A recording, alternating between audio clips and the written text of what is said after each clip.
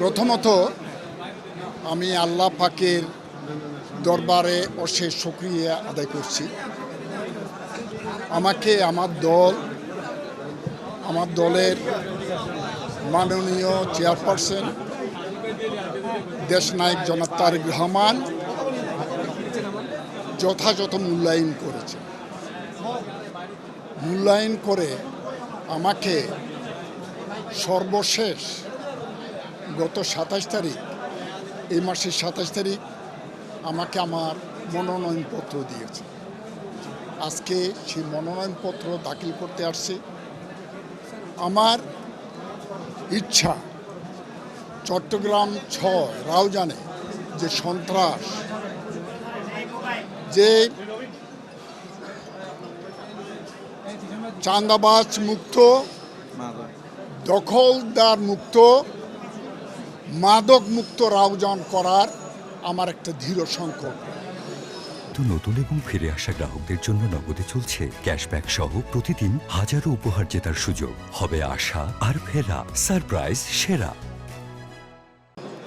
আমি আমার সাথে আল্লাহ পাক যদি আমাকে সুযোগ দেয়, রাউজানের জনগণের ভোটে যদি আমি নির্বাচিত হতে পারি, ইনশাআল্লাহ আমি জনগণের নিকট ওয়াদা করছি আমার কারণে রাউজানে জনগণ কোনো দুর্ভোগ পোহাতে হবে না।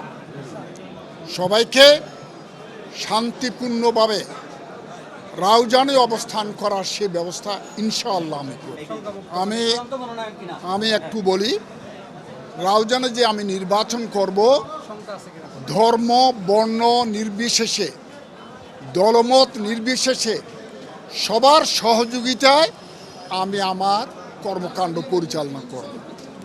সর্বশেষ এই মনোনয়নে কারণে আমি আমার দলের ভারপ্রাপ্ত চেয়ারম্যান দেশনায়ক জনাব তারেক রহমানের প্রতি আমার কৃতজ্ঞতা জ্ঞাপন করছি।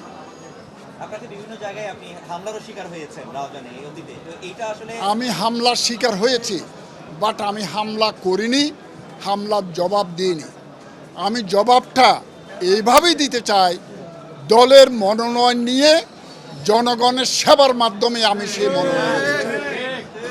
আমি কাউকে আঘাত করিনি, কেউ বলতে পারবে না। ইনশাল্লাহ সেটাই করব আমি। অতীতে আমার হাতে কোনো রক্ত নাই, আমার কারণে কোনো মায়ের বুক খালি হয়নি। ইনশাল্লাহ আমি যদি নির্বাচিত হই, আমার কারণে রাউজানে কোনো মায়ের বুক খালি হবে না, কোনো সন্ত্রাস হবে না ইনশাআল্লাহ। যেহেতু আপনি করেননি, যারা করেছে তারা আপনার নির্বাচনের সময় করতে পারে কিনা, সেই ধরনের শঙ্কা আছে কিনা? শঙ্কা থাকতেই পারে। আমাদেরকে সজাগ থাকতে হবে, প্রশাসনকে সজাগ থাকতে হবে। আইন শৃঙ্খলা বাহিনী যদি যথাযথ পদক্ষেপ গ্রহণ করে তাহলে সেটা হবে না, এবং সেটা লেভেল প্লেয়িং ফিল্ড ব্যবস্থা করবে প্রশাসন, আমি আশা করি।